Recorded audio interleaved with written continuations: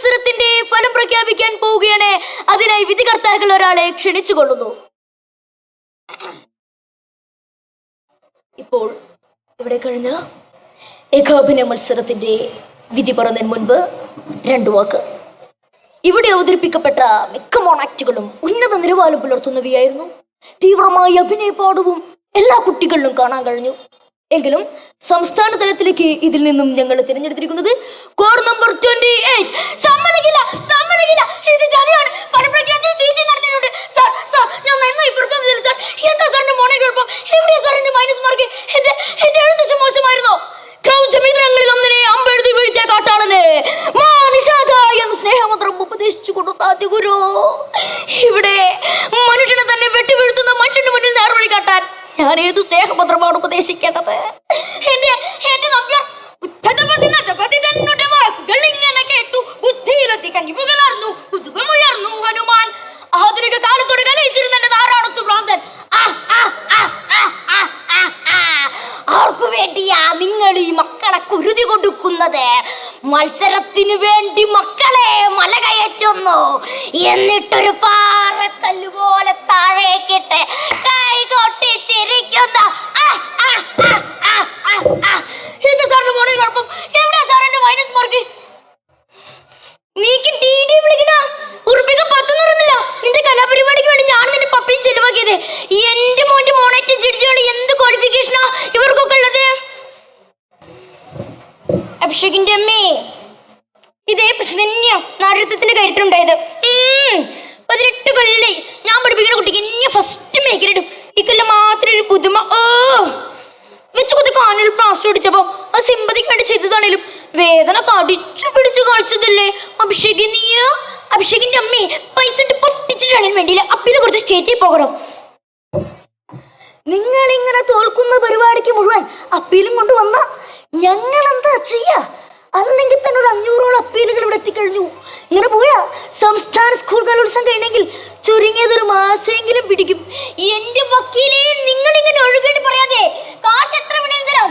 ഞങ്ങൾക്ക് നീതി കിട്ടണം. കാശിനനുസരിച്ച് നീതി തരാൻ ഇതൊരു നീതി സ്റ്റോർ അല്ല. എന്തായാലും ജഡ്ജസിന്റെ തീരുമാനം അന്തിമമായ സ്ഥിതിക്ക് കുട്ടീനെ അടുത്ത വർഷം മത്സരിപ്പിക്കുന്നതല്ലേ ന്യായം.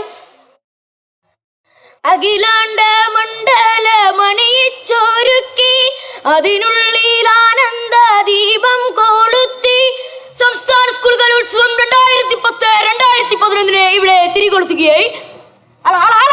ഉച്ചഭക്ഷണത്തിന് ഈ സ്റ്റേജിന് മുന്നിൽ വന്നിരുന്നാൽ നമുക്ക് ഉദ്ഘാടന പരിപാടി ഗംഭീരമാക്കാമായിരുന്നു.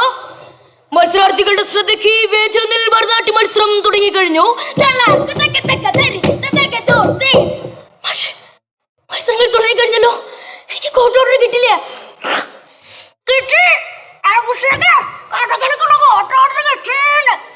സോറി, ഇപ്പൊ നാടകത്തിന് മേക്കപ്പ് ഇട്ടിരിക്കുക.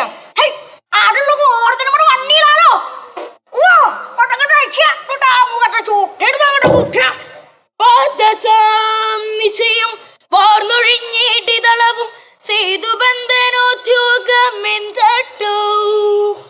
വേദിനാലിൽ ലേഖാപന മത്സരം തുടരുന്നു. Judges please start next code number 25. മത്സരങ്ങൾ തുടങ്ങിയല്ലോ. മമ്മി, കോർട്ട് ഓർഡർ കിട്ടില്ലേ? ചിരിക്കരുത് നീ.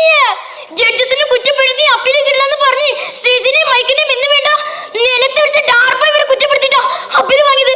കിട്ടിയതോ ഭീകരാണ്. ഇനി പേകാമണത്തിൽ ഇനി ഉണ്ടാക്കാൻ പറ്റി. അതിലെങ്ങാനും മേഖലയോട് വാങ്ങിയില്ലെങ്കിൽ വെട്ടിക്കൊന്നാളും മാസത്തെ ദിനം ഞാൻ സുശീലാദേവിന്റെ മൊത്തം ചാചകര നോക്കുന്ന ഭഗവാനെ.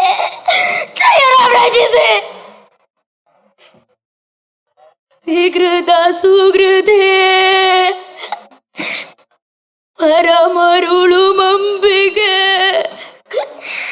കലാനുവർത്തികളായി നെറുകേട്ടുകളോട് കലയിച്ച ഏതാനും കഥാപാത്രങ്ങളിലൂടെയുള്ള യാത്രയാണ് എന്റെ ഈ ഏകാഭിനയം.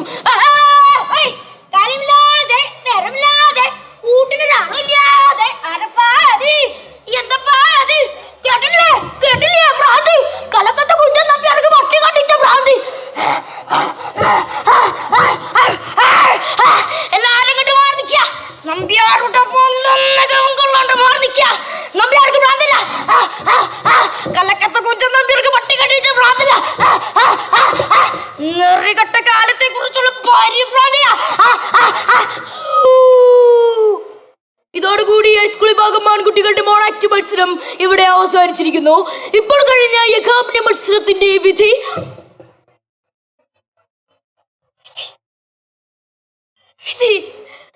എന്തിനാ എല്ലാരും കൂടെ എന്നെ വേഷം കെട്ടിച്ചത്? ഇല്ലാത്ത സ്ഥാനത്തിന് വേണ്ടി എന്തിനാ എന്നെ തള്ളിവിട്ടത്? ഞങ്ങൾക്കിടയിൽ ഒരു മത്സരം ഉണ്ടായിരുന്നില്ലല്ലോ. ഞങ്ങളുടെ കഴിവ് പ്രകടിപ്പിക്കാനുള്ള ഒരു വേദി മതി. മത്സരങ്ങൾ മനസ്സിനുണർത്താനുള്ളതല്ലേ? അതിനെ തള്ളിക്കെടുത്തല്ലേ?